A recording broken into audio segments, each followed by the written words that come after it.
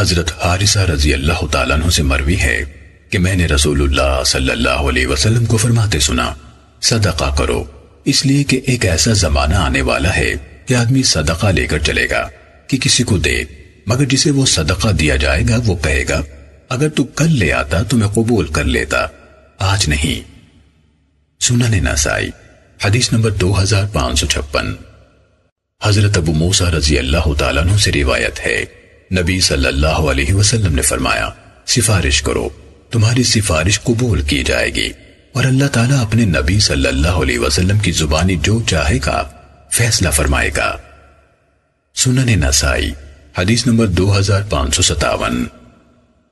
حضرت معاویہ بن ابی سفیان رضی اللہ تعالیٰ عنہ سے روایت ہے، رسول اللہ صلی اللہ علیہ وسلم نے فرمایا، ایک آدمی مجھ سے کوئی چیز مانگتا ہے اور میں انکار کر دیتا ہوں تاکہ تم سفارش کر کے ثواب حاصل کرو۔ تحقیق رسول اللہ صلی اللہ علیہ وسلم نے فرمایا، سفارش کیا کرو، تمہیں ثواب ملے گا۔ سنن نسائی حدیث نمبر 2558۔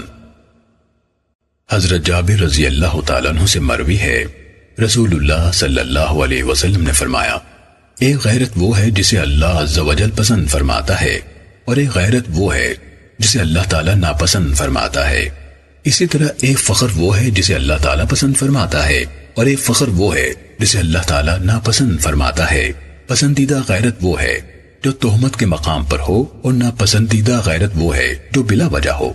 اسی طرح اللہ تعالیٰ کا پسندیدہ فخر وہ ہے جو آدمی لڑائی کے وقت کرے یا صدقہ کرتے وقت، اور ناپسندیدہ فخر وہ ہے جو باطل میں ہو۔ سنن نسائی حدیث نمبر 2559۔